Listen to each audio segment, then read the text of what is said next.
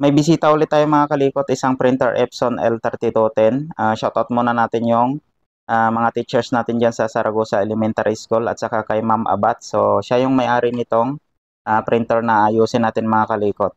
Bali hindi pa natin alam yung problema nito mga kalikot kasi wala tayo nung pinunta yung printer. So i-check na lang natin mamaya mga kalikot. Tapos shoutout rin natin yung mga sumusuporta sa ating channel. Shoutout kay Lawrence D. Cacas, D. Santiago Saclolo, Ryan, Casey Cruz, Regine Jubita, Mike Brabante, Veron de Guzman, Marigris Magalit, Ginny B. Kainoy, Emil James Rodriguez, Jason Alawig Berbano, Red Maple Workstation, Kariton at saka kay Ropa in your kaab. So maraming salamat guys sa pagsuporta sa ating channel. Kapag bago lang po kayo sa aking channel, huwag niyo pong kalimutang i-subscribe ang ating YouTube channel at pa-click na rin ang ating notification bell para lagi kayong updated sa mga bagong video natin mga kalikot. At saka huwag niyo rin pong kalimutang i-follow ang ating Facebook page. So tara guys, kalikutin na natin siya. Tara!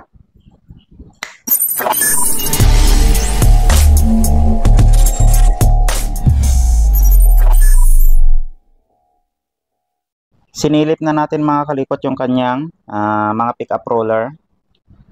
So okay naman, medyo makapal pa yung mga guma niya. Power na natin. And bakit ayaw?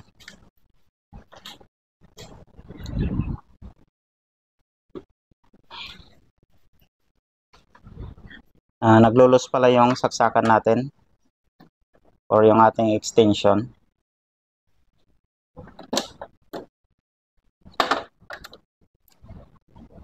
Stable naman yung kanyang indicator light dito sa kanyang power button. Try natin mag print mga kalikot para makita natin kung ano yung problema niya or kung ano yung kanyang error. Try muna natin mag nozzle check mga kalikot para ma-check na rin natin yung kanyang pattern ng kanyang kulay. So nagki-cleaning pa siya. Tapos check na rin natin mamaya kung barado siya or may excess na papel or dumi dito sa loob ng printer mga kalikot.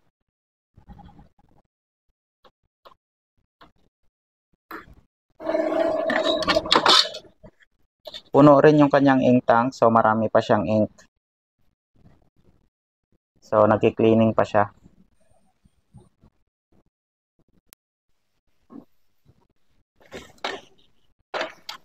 Ayan, bali nag-nozzle check na siya. So mukhang okay naman yung printout. Ay, ayun. May kulang siya. Wala siyang yellow at saka magenta. So try natin na i-power cleaning na kaagad natin para mas mabilis. Bali, update ko na lang kayo mamaya mga kalikot kapag natapos na siya nag-power cleaning. Kasi medyo matagal kapag nagpa-power cleaning siya. A few moments later. Natapos na siya nag-heat cleaning mga kalikot. Magno-nozzle check tayo para ma-check na natin yung pattern ng kanyang kulay.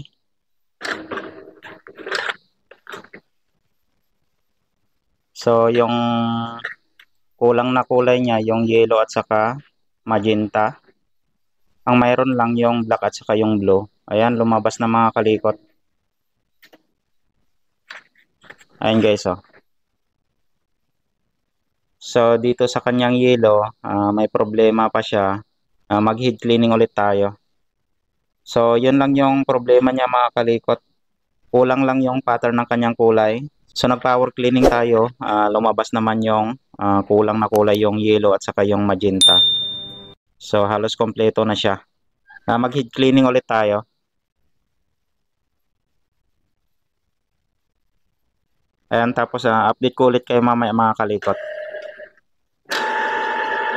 Much later. Natapos ulit siya nag-heat cleaning. Magno-nozzle check tayo. Okay naman yung pagkahugot niya ng ating bond paper. So na-check naman natin yung kanyang rubber. Doon sa mga pick-up roller niya, okay naman. Makapal pa. At saka hindi naman siya nagpi-paper jam. Ayan guys. Okay, so kompleto na siya. Ayan o. Nalagyan lang ng tinta kasi nag-head cleaning tayo at saka nag-power cleaning. Malamang may tumulo dun sa kanyang print head. Nag-nozzle check ulit tayo.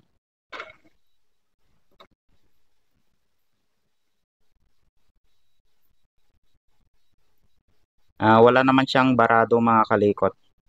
So ito guys, ayan, wala na siyang ink. Hindi katulad kanina na ganito, natuluan lang. So ito na siya mga kalikot. Ayan, kompleto na siya at saka maganda yung pattern niya. Okay.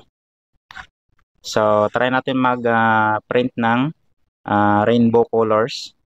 Check rin natin kung may hairlines yung printout niya. So yun lang, ganun lang yung ginawa natin. Nag-power cleaning lang tayo tapos 2 times tayo nag-heat cleaning. Tapos nozzle check na. Ayan mga kalikot to. Wala namang hairlines sa printout niya. So ito guys, kanina pa to, natuluan lang. Okay? Try ulit natin yung isang rainbow colors natin.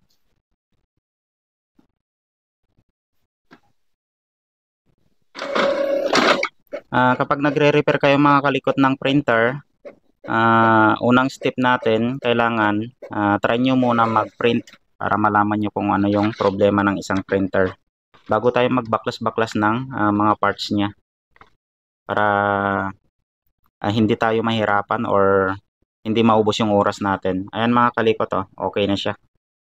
Patong-patong lang kasi yung print natin kasi kunti lang yung bond paper na hiningi natin. Ayan mga kalikot, so okay na siya. Pwede na natin ibigay sa may-ari. So ganun lang yung ginawa natin guys. Nung unang attempt natin sa head cleaning, 2 times na nag-head cleaning, walang nangyari.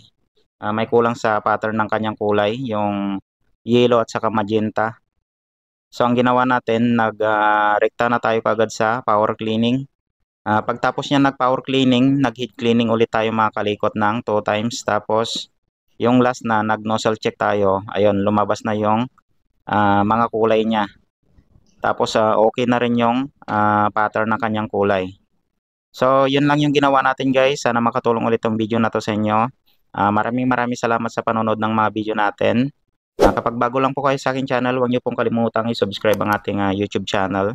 At pa-click na rin ng ating notification bell para lagi kayong updated sa mga bagong video natin. At saka huwag niyo rin pong kalimutang i-follow ang ating Facebook page. So maraming salamat, ingat kayong lahat and God bless sa ating lahat mga kalikot. Bye bye.